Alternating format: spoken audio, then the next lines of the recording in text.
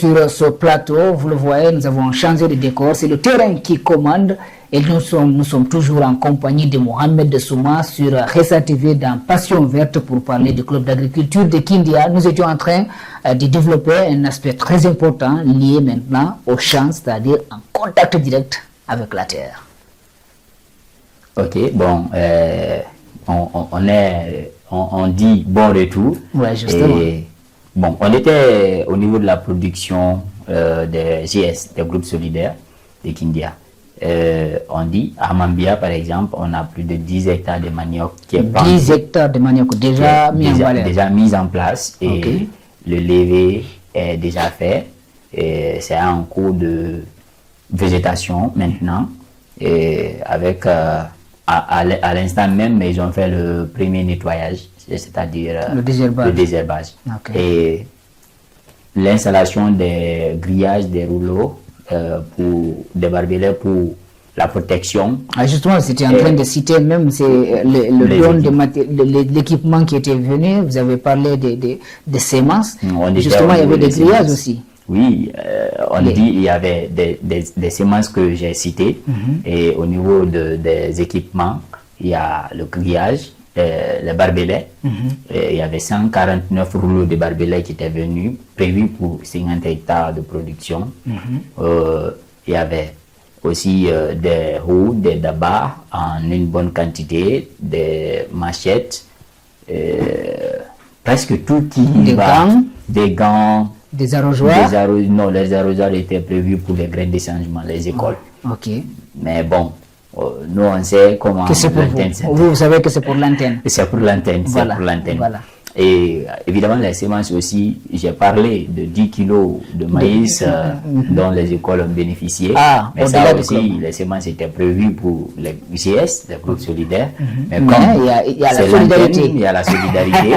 On a pris un peu par là, amené par là, et on a pris aussi un peu pour parler de cette même solidarité, il y a certaines choses que vous prenez des autres antennes, par exemple les boutures de manioc que vous les prenez à Fotoba. Ça c'est au niveau de la collaboration entre antennes. Ok. Et bon, on va aller d'abord au niveau des GS de Kindia et après maintenant on va parler des relations, les liens entre les antennes. Et là on va toucher ça après. Ok. Bon. C'est pour commander, hein? Donc pour l'instant, on était au niveau de la production de Mambia. À Mambia, on a, parce que la quantité de manioc dont je parle, du manioc culture dont je vous parle, qui s'est effectué à Mambia, ça c'est les 90% d'efforts fournis par nos GS. C'est que les semences, ce sont les semences locales en grande quantité qui sont cultivées là-bas. Ok. Donc, parce il y a des semences que vous avez importées aussi. Il y a des semences importées. Que le groupe a importé. Okay. Et ça, c'est avec le partenariat de l'antenne de Fotoba. Ok. Vous avez importé des Fotoba, des îles de l'Os. Exactement. Okay. Il y avait 20 fagots de manioc qui étaient exportés. De boutures. De boutures qui a quitté Fotoba pour Kindia. Ok. Avec aussi un motoculteur. Ok. Et ça aussi, ça provient de Fotoba. Tout ça là, ça démontre... c'est que s'il y a un besoin par là et qu'il y a une antenne qui a l'équipement, on fait le transfert, vous finissez, vous rendez. Ou bien vous faites le transfert d'une autre antenne. Bon. Mais quand vous prenez, c'est carrément, ça reste avec vous. Non, bon, par rapport à ça, nous sommes prêtés. Nous avons prêté le motoculteur. Il y a même un document qui est déjà signé par rapport à ce prêt parce que le motoculteur était à Fotoba, ça ne pouvait pas être opérationnel. Il y avait plus besoin ici à Kindia qu'à Fotoba. Et avec la solidarité, le chef d'antenne de Fotoba a accepté de prêter M. Condé. Donc je salue. On salue de passage. On vient chez toi, M. Condé. Donc c'est ça, il nous a prêté l'équipement et c'est venu, on a réceptionné avec 20 fagots de boutures de manioc. Okay. C'est quand même un atout pour Kindia, mais aussi un symbole d'alliance entre le club d'agriculture de Kindia et de Fotoba. Entre les deux antennes. Entre les deux antennes, je veux dire. Okay. Donc ça, c'est quelque chose qui nous a touché moralement, parce que c'est plus qu'un cadeau. C'est plus qu'un cadeau. Quand tu es dans le besoin et quelqu'un t'aide à sortir dans ce Surtout pour une besoin, sémence. et là, ça te met à l'aise. Et ce genre de semences, c'est une fois on te donne. Après, c'est à toi de démultiplier pour donner à d'autres antennes. Voilà. Par exemple, la dernière antenne de Farana aura besoin de ce genre de soutien parce que c'est le dernier né, pratiquement. Oui, évidemment. Et nous aussi, on prépare quelque chose. Et ça, on ne va pas dire, c'est une surprise. Ah, ça, c'est trop tard, vous allez le dire. Vous voulez. On dit c'est une surprise. C'est une surprise. Ouais, pour eux, pas pour nous. Ah, mais, vous préparez. Même ce qu'on dit est là, il il n'est pas là. C'est entre toi et moi seulement. Vous préparez quelque chose pour Photoba. Oui, on prépare quelque chose quand même pour Photoba. Ok. Et la fois dernière même, j'avais échangé avec le chef d'antenne par rapport à la proposition parce que j'aimerais que ça soit une chose que eux en ont besoin là-bas. C'est de ça justement je voulais parler parce que si le motoculteur avait la nécessité ici, les boutures de manioc, ils en avaient, vous n'en aviez pas ici, qu'est-ce que Kindia peut offrir aux autres antennes? Donc tu veux dire que... Je n'ai rien dit, je pose juste une question. Non, attends, tu veux dire que c'est la complément, c'est surprise. Non, pas que pour Photoba. Qu'est-ce que Kindia peut offrir aux autres antennes en ce moment? Bon, c'est ça, je disais, j'ai échangé avec M. Kondé de Photoba pour me dire qu'est-ce qui est là-bas, qu'est-ce qui n'est pas là-bas, mais qui est de Kindia, qu'ils en ont besoin. Oui, justement. Donc, pour l'instant, il m'avait dit d'attendre, il va aussi faire des analyses avec les autres là-bas, et après, maintenant, il va me faire le retour. Peut-être l'ananas, parce qu'il n'est pas encore fait. Et mais vous savez déjà, parce que vous êtes allé à Photoba, vous connaissez ce qui se trouve là-bas. C'est eux peut-être qui ne connaissent pas ce que vous en avez ici. À Photoba, je peux dire il y a des trucs ici qui peuvent donner à Photoba. Okay. Par exemple, mais qui ne sont pas en ce moment expérimentaux. Voilà, l'ananas. L'ananas, on peut envoyer ça là-bas et c'est quelque chose qui a une très grande importance pour les îles de Los. Parce que c'est un fruit qui est très sollicité par les étrangers même, parce que l'île de Los là-bas, c'est... Et l'expérience de Kindia peut servir à Photoba. Évidemment. Et quoi d'autre à part les ananas? Bon, par exemple, les céréales. Les céréales, par exemple. Les céréales. Je ne pense pas si Photoba cultive le fonio. Le fonio. Je ne pense pas s'il cultive le fonio. Mais vous en avez ici? On a le fonio ici.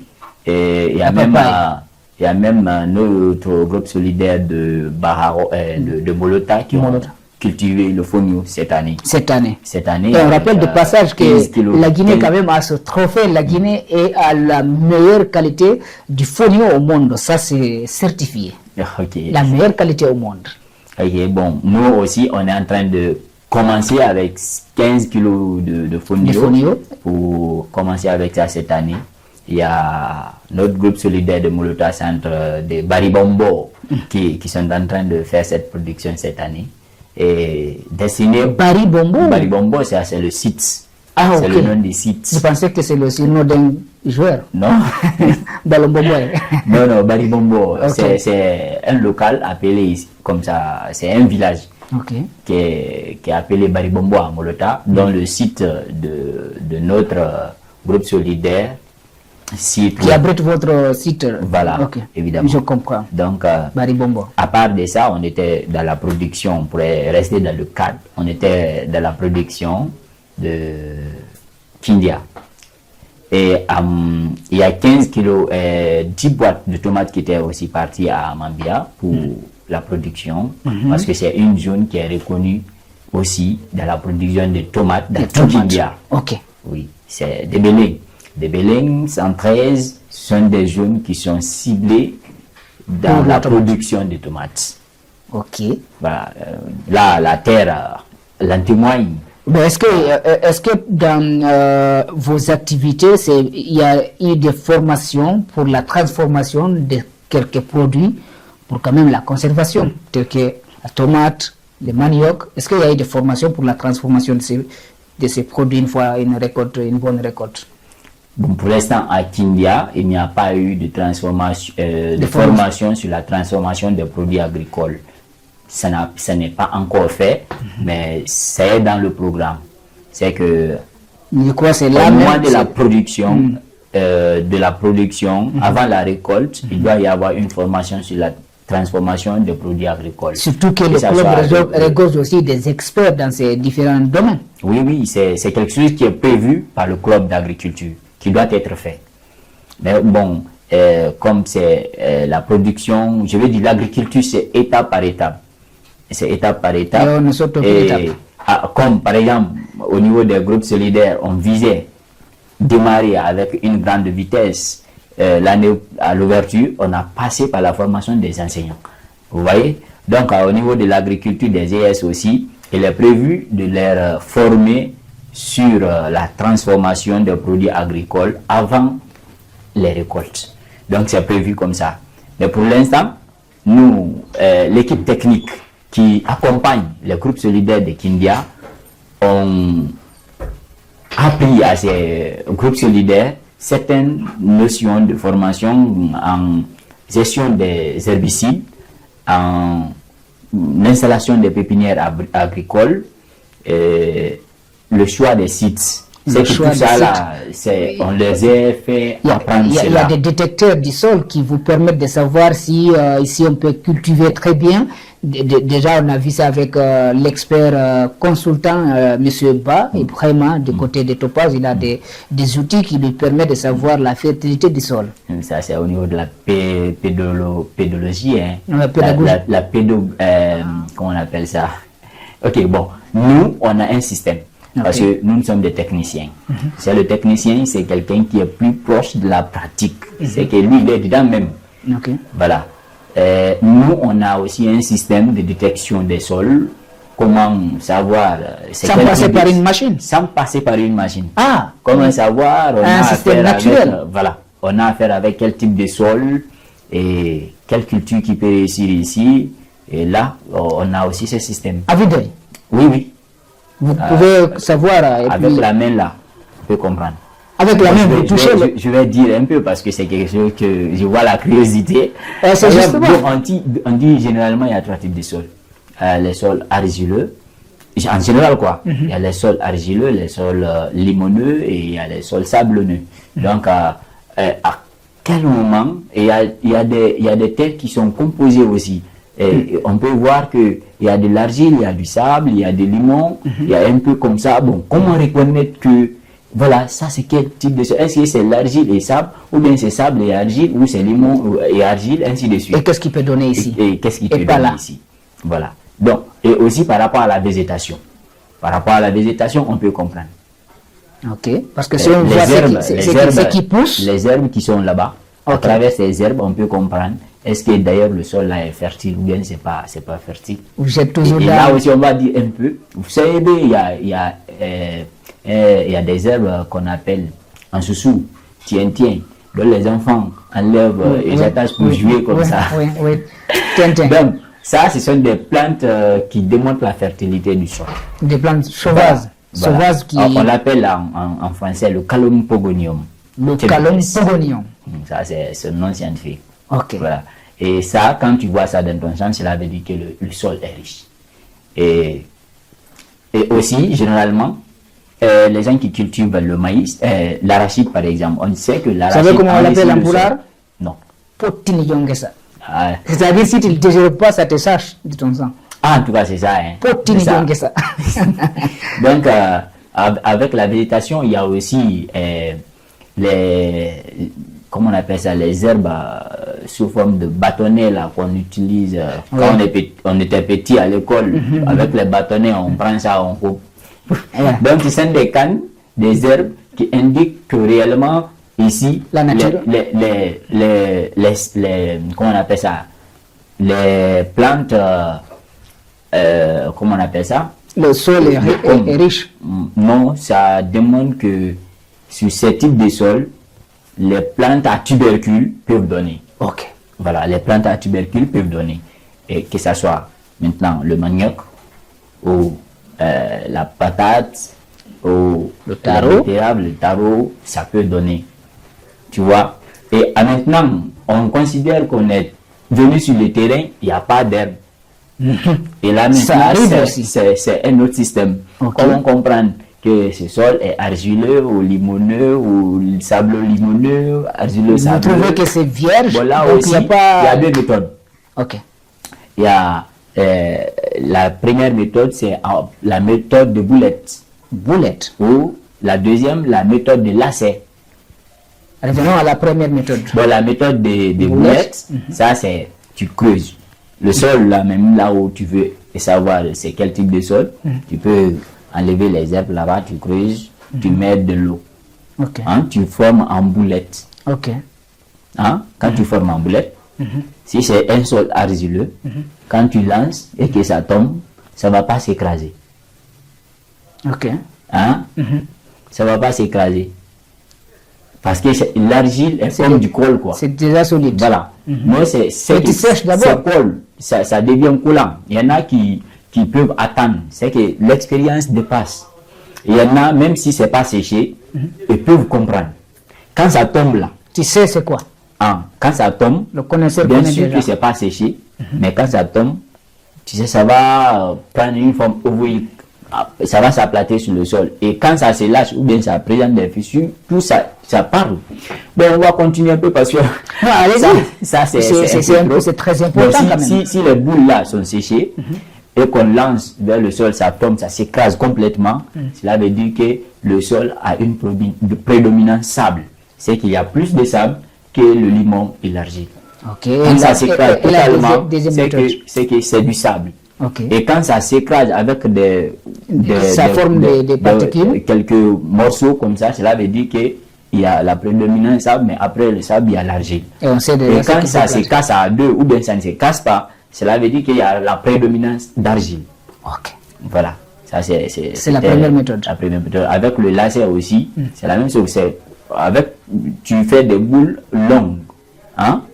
Maintenant, quand tu fais des boules longues comme ça, maintenant, tu fais semblant de... Comme si tu faisais un pain. Comme si tu faisais un zéro. Ok. Hein, avec ça, Ok. tu le poses, tu essaies de tourner pour toucher les deux bouts.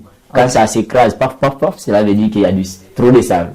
Hein? Quand ça s'écrase en deux, cela veut dire qu'il y a du limon. Quand c'est un peu élastique, Quand ça puisse se toucher sans s'écraser, sans fissure, cela veut dire qu'il y a la prédominance d'argile. Ah, là, c'est l'expérience qui parle, c'est le terrain qui parle. On n'a Voilà. pas besoin de machines pour le faire. Et ça demande beaucoup plus de temps quand même par rapport à la machine, mais c'est concret. Oui, c'est concret. C'est Donc concret. ça, c'est juste par rapport au type de sol.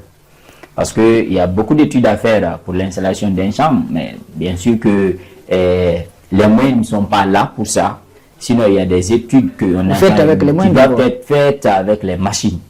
Dans ce cas, on pourra déterminer les pH du sol, tout ceci, cela, parce que les cultures aussi évoluent avec les pH. Ouais, Il y a des pour éviter cultures qui de ont leur minimiser le pH. risque. On dit le sol doit avoir tel type de pH, si c'est acide ou quoi, basique là.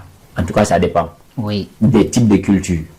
Par exemple, il y a ces cultures, quand tu les envoies dans un endroit dont le sol a un pH supérieur à 7, ça ne peut pas réussir. C'est vice versa. Donc, pour éviter tout ça là, il faut les études. Il faut les études. Mais on n'a pas les moyens pour faire toutes ces études pour tous les sites. Donc, nous, en tant que techniciens, on part, on observe. Parce qu'avec la végétation, on peut comprendre. Parce qu'il y a ces herbes aussi qui ne peuvent pas résister sur le sol à prédominance d'acide. S'il y a l'acidité forte, il y a ces herbes. Quand tu pars, tu vas toi-même, tu vas, si ils existaient, tu vas trouver qu'ils n'existent plus ou bien ils sont détruits. Ok. Tu vois, Ok. ils sont morts. Donc, ce que je note, c'est que si vous êtes dans le club d'agriculture, vous avez accès à des experts qui vous permettent de connaître des techniques et qui vous aident à employer un peu moins d'énergie, mais de faire beaucoup plus de récoltes. Oui, oui. C'est pour cela, dans chaque antenne, avec le club d'agriculture, il y a des experts. Il y a des experts qui sont là, spécialement recrutés pour suivre les groupes solidaires dans leur production, avant, pendant et après la production. Il y a des experts dans chaque antenne pour ça.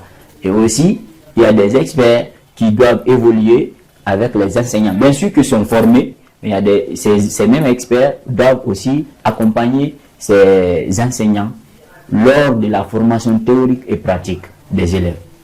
C'est que tout est planifié. D'accord.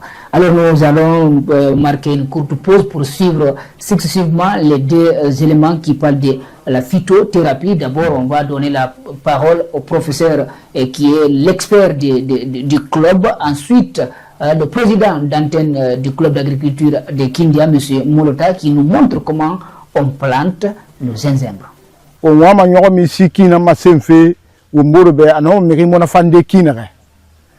A fo le rewa ma yo mi sife e yire fanyi na fema e ba fanyi na fema asa li ni bu nyina ra soje mara ina buga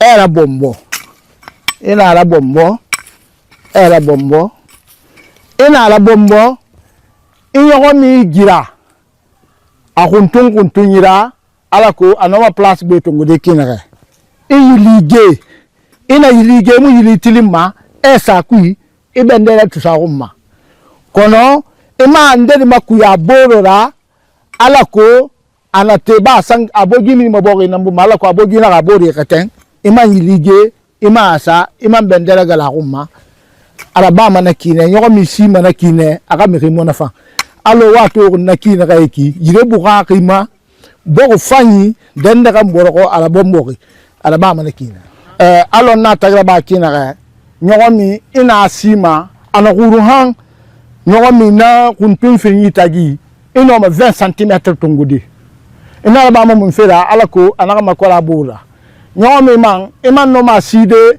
anya kere na ba side parce que nyogomi buma kinare a multiplier bana kine kono ira ha yi fanke ama ino ma side do fini ina ga ina ngema yo atinyi haida ni bore fallu hanyi tang ba yoko mi na lu nyekere abogi mane anabogi luna na ye kuye ba man ha place beta mun na sa beta na man te ma fa na na yoko na man sa ma fa sansi na na ma fura mi de siga de yari nyoko mi rati de bi muno matenge di agbo nyoko mi simbe nara seri nara nyoko mi afe gbegbe na mfama balu fira me ada maka fe keyama nyoko mi no ma tide aita mona fang ino mama tide ibangeti ino mama tide iha ye bil na bawa mana na bafi iman no ma fini de jinjanna ino ma fini de bombonna ino ma fini de semol gbegbe reta na wara bafi kinare nyogo mi raba ki matanjama par exemple riva ma raba fi alo jinjanna na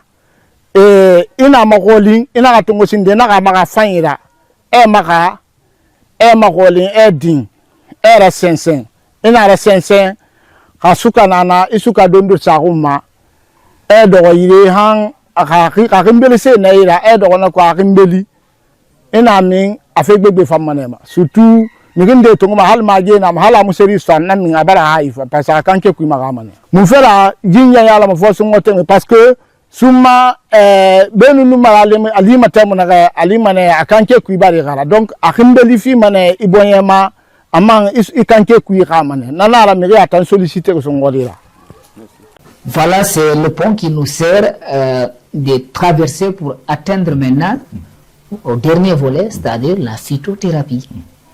Ok, bon, avec ce troisième point, bien sûr que le deuxième point n'est pas totalement achevé parce que c'est trop. Donc on commence avec... On invite les agriculteurs de venir vous rejoindre pour découvrir beaucoup plus de choses. Tout ne se dit pas à la télé, tout ne peut pas se comprendre. Venez au champ parce que nous sommes une télé verte, c'est votre télé.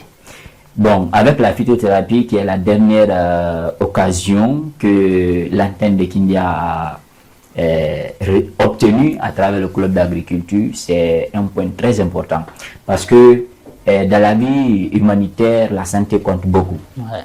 Et la phytothérapie dans ce programme avec le club d'agriculture, c'est de valoriser nos plantes médicinales.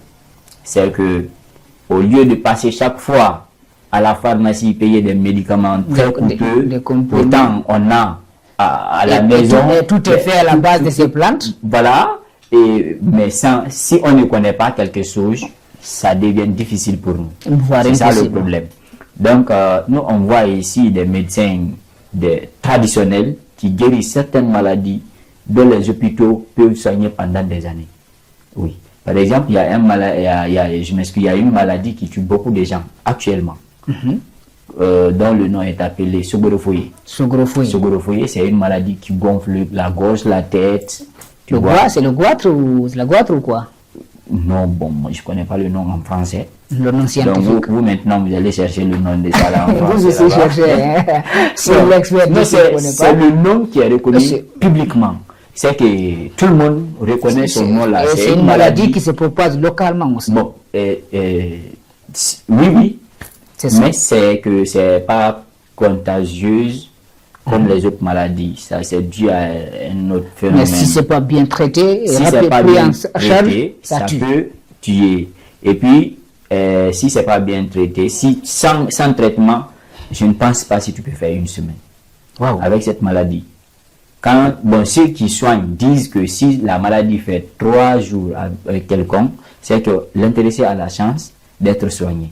En une semaine, l'intéressé a la chance. Donc la chance de survie, c'est 3 jours. Oui. Ça tue rapidement. Si vous dépassez 3 jours, ça veut dire... Traitement. Sans traitement, tu vas partir. Sans traitement. Et chez nous, il y a des guérisseurs là-bas qui soignent ces maladies. Il y a des gens qui vont venir et sont tellement malades que toi-même, tu ne peux pas oser les regarder. Ou tu n'oses pas manger devant eux. Quand tu les vois, tu ne peux pas oser manger. Tellement que c'est grave.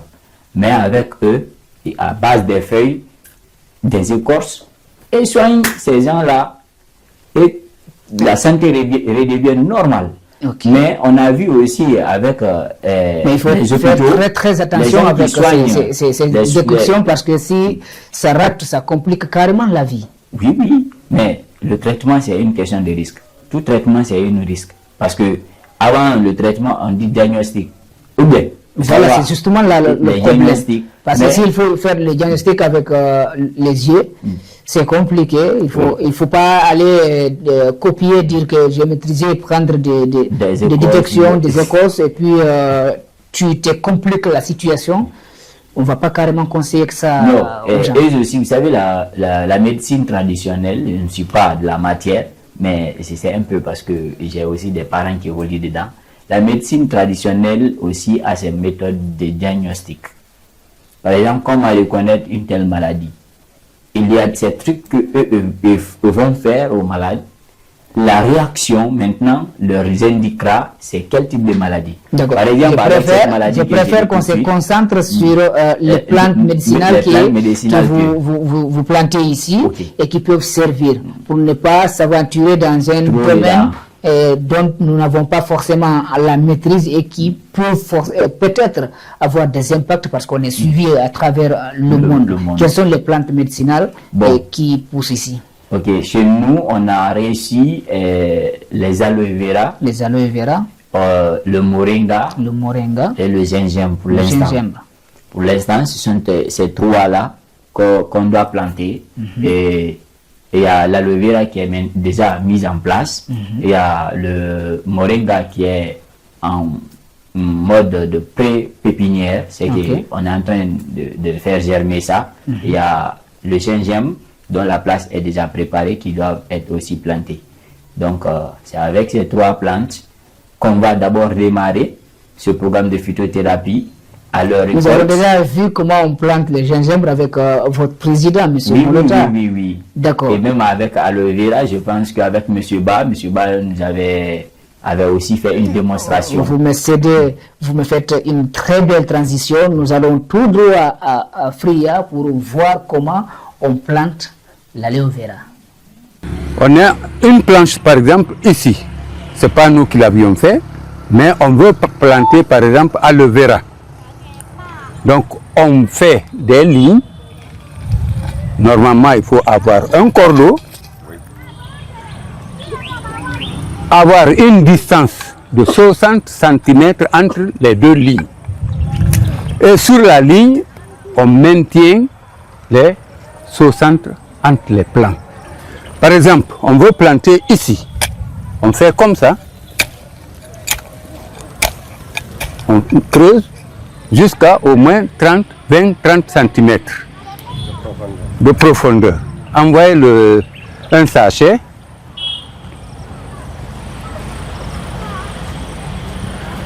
Et en plantant, on ne doit pas planter avec le caoutchouc. Un. Deuxièmement, on fait de sorte que la plante soit accompagnée de la terre qui l'abrite. Et éviter de planter avec le plastique. On ne fait pas comme ça, sinon les racines ne vont pas se développer correctement. Donc on procède à ça, on déchire le plastique. Si c'est fait dans cet état, on fait comme ça et on plante. Il ne faut pas mettre de la terre jusqu'à ce niveau. On se limite au collet. La limite de la terre dans le sachet, c'est cette même limite qu'on maintient. Avec ça, on a la possibilité, et quand on plante, on appuie fortement. Il est recommandé, si le sol est relativement pauvre, d'apporter un peu d'engrais minéraux tels que le NPK 15-15 ou le NPK 17-17. Et quand on met l'engrais, on mélange et puis on fait le tout et puis on met la plante. C'est un peu comme ça. Donc on ne doit pas utiliser les feuilles là maintenant. On attend que la plante ait 3 mois ou plus pour pouvoir commencer à enlever les feuilles pour usage médicinal. Et 1 an après, là c'est totalement développé, c'est les feuilles basales qui sont totalement en maturité, comme celle-ci, comme cette autre, qu'on coupe et que l'on utilise dans la transformation médicinale. Et il est recommandé d'utiliser seulement celles qui sont âgées. Ce n'est pas toutes les feuilles. On ne vient pas en couper pour pouvoir aller les transformer. On enlève celles qui sont à la base. Et chaque fois que l'on procède à ça, s'il y a possibilité, on peut venir mettre un peu de matière minérale, telle que le NPK, pour pouvoir donner une vigueur à la plante afin qu'elle se développe correctement et pouvoir satisfaire nos besoins. Cette plante est transformée en 75 types de produits. Ces produits peuvent être en comprimé, en capsule, en sirop, en poudre, en massage. Et c'est une plante non seulement médicinale, mais cosmétique. Donc c'est ça. Donc il pourra mieux expliquer, puisque c'est lui qui est professeur en la matière. Mais depuis qu'il est venu, il m'a approché et il m'a donné beaucoup de secrets que je peux me permettre de transmettre à mes compatriotes. Si on a la possibilité d'arroser, à n'importe quelle saison, on peut planter. Mais il ne faut pas planter sur une zone aride où il n'y a pas d'eau. Et comment ça va se développer? Vous avez choisi un exemple typique sur les buttes. Est-ce que c'est nécessaire partout de faire les buttes pour semer? Non, dans les zones trop humides, oui, il faut faire sur l'élévation. Hein, il est bon de le faire. Mais dans les zones où, comme ici, là, il n'est pas nécessaire. L'essentiel que l'on fasse une cloison de 20 à 30 cm de profondeur. On met la matière organique pour pouvoir accompagner la plante. Merci. Merci. Directeur, encore pour terminer avec vous, on parlait de comment on plante l'aloe vera. Nous allons un peu, parce que nous avons la chance d'avoir un expert parmi nous qui a expliqué l'utilité, comment ça peut donner. Là, on a encore un extrait que je vais vous proposer. Nous allons regarder, nous étions toujours à Fria. C'est M. Ba avec le professeur Agendran qui nous dit l'utilité de l'aloe vera. We have come here to educate you, to train you, to give you some information, some tips how to use the plantations around the medicinal plants to take care of your remedies. For example, the moringa, artemisia, aloe vera, which has got the tremendous medicinal properties. Those medicinal plants, how you want to use in your home, at your home, to take care of the basic diseases and to take care of your immunity, body immunity. So people are not good enough to spend money for going any disease immediately to the doctors. Doctors will put injection, medicine, allopathic. It is expensive. So the natural medicine, plant material, also there is a dosage determination. We cannot take too much also. So for example, a water is from the open area, they have taken it and then they have eliminated certain things. They have standardized what is the potable drinking water. They have packed it. So this will be for 6 months to 1 year for stable. Like that, a medicine which is surrounded by wild available, we cannot take it granted for everything more than the recommended dosage. So those kind of information we will teach you, will train you how to cultivate, how to harvest, how to make a process, how to consume and how much to consume. So medicinal plants also we need to keep the good cultivation practice. So medicinal plants are taking from the roadside which contains so much of hydrocarbons, heavy metals, which is not good for our health. That we will train you, will teach you. This is a good opportunity for you all to these communities here, and they make use of this opportunity. Will give enough training in every aspect to get a good product, to extend your life without any adverse effect, without any chemical interference. So now we are going to give you seeds for cultivation of medicinal plants. So you have to show your talent to cultivate in a good way, and we have to appreciate, come, and then we will teach you and train you how to take out the medicine, how to make the capsule, how to make the tablet, how to make the syrup, and how to consume it, and what type of a disease. We will everything we will come and teach you, train you, but we are expecting that you should manage your proper cultivation to show us in a very positive way. The country, the soil is good. The soil profile is good, environment is good, people also good, but only thing you have to come out with this to find the solution, to understand, use our inputs to come out with their self-sustainability for making this, for to heal your health on your own, which available natural resources of the plant medicine, plant medicament. We are going to give you 10 medicinal plants, but the 10 medicinal plants, out of that, the moringa, artemisia, aloe vera and curcuma, these three, the 3 is enough to take care, including the curcuma. The 4 is enough to manage all your diseases and infestation, to take care of your health in a proper natural way. This 4 is enough to manage all kind of products, to safeguard your health, to have your extension of life without any problems, any disease, for a healthy life. Most of the people are having the problem is for stomach disorders like constipation, for a digestion problem, ulcer problem, peptic ulcer, duodenal ulcer, for GERD called gastroesophageal reflux diseases. We will give a training once the plantation is ready in a proper way to use this plantation.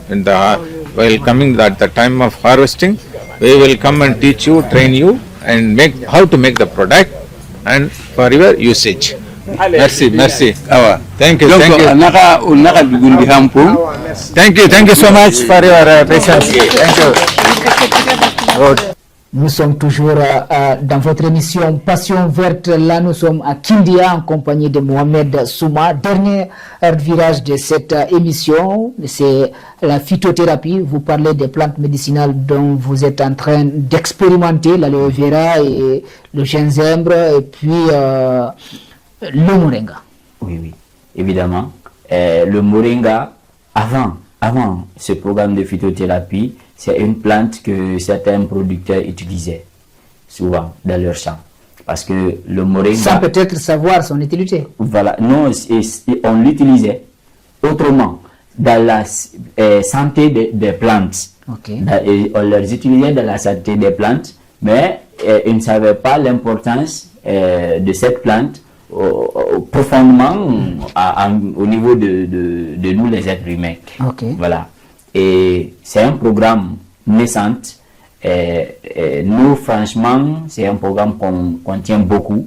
Et comme l'a promis notre expert, qu'il passera pour former ces groupes solidaires sur les méthodes de transformation, non seulement de l'exploitation, mais aussi de la transformation de ces produits afin de les constituer à un produit fini, en des comprimés, des massages et aussi des savons, ainsi de suite. Donc ce programme aussi est en cours et Inch'Allah, on reviendra chez vous ici pour expliquer et exposer ces produits en vue du monde entier, savoir ce qu'on était en train de dire avant et maintenant réaliser. La promesse est faite, nous allons suivre le dossier pour savoir si M. Souma va tenir parole, s'il va nous montrer les résultats de cette production, c'est-à-dire les plantes médicinales, mais pas que, les champs. Nous allons venir pendant les récoltes pour mesurer la température des activités ici. Et ça ne peut pas finir, hein, la parole avec tout ce que vous faites ici. Nous comprenons que vous faites beaucoup de choses, donc nous vous donnons quelques secondes seulement pour nous résumer la situation et rendre l'antenne et attendre un autre invité pour continuer à faire la promotion de l'agriculture sur Ressa TV. Ok, bon, en résumé, le programme du club d'agriculture de Kindia, en résumé, évolue avec 5 établissements appelés les écoles pilotes. Ça, c'est les graines de changement. Nous l'avons déjà dit. Maintenant, avec les groupes solidaires, on a aujourd'hui ceux qui sont inscrits. Il y a 44 groupes solidaires, mais il y a eu plus, parce que tout récemment, j'ai reçu plus de 4 listes encore. Donc, il y a l'affluence, en fait. Les gens viennent. Exactement, il y a les gens qui viennent. Et il y a d'autres sous-préfectures aussi qui doivent démarrer le programme. Donc, à part ça, on a plus de 27 sites maintenant auxquels on évolue. Au départ, c'était combien? Au départ, c'était 26. Ok. Donc, il y a un nouveau site qui est augmenté. Ça aussi, c'est dû aux réalités du terrain. Okay. Aux réalités du terrain. Okay. Donc, un effectif de 1096 personnes inscrites. Donc, il y a aussi un effectif qui doit rajouter. Un effectif qui doit toujours grandir. Oui, ça doit grandir. La répétition pédagogique que vous avez suivi au début, l'effectif du club d'agriculture ici à Kindia, il revient pour vous faire comprendre que la porte est toujours ouverte pour vous, agriculteurs, qui veulent évoluer et qui veulent se former dans le cadre scientifique, il faut le dire, pour avoir une bonne récolte utile pour vous, pour votre famille, pour le pays. Merci à Hassan Diallo pour la réalisation et le cadrage, le montage de Pierre Baka Mara. Merci à vous qui êtes en train de nous suivre sur Ressa TV dans votre émission Passion Verte. On va vous envoyer un autre passionné pour vous parler de l'agriculture et de ses intérêts. Au revoir.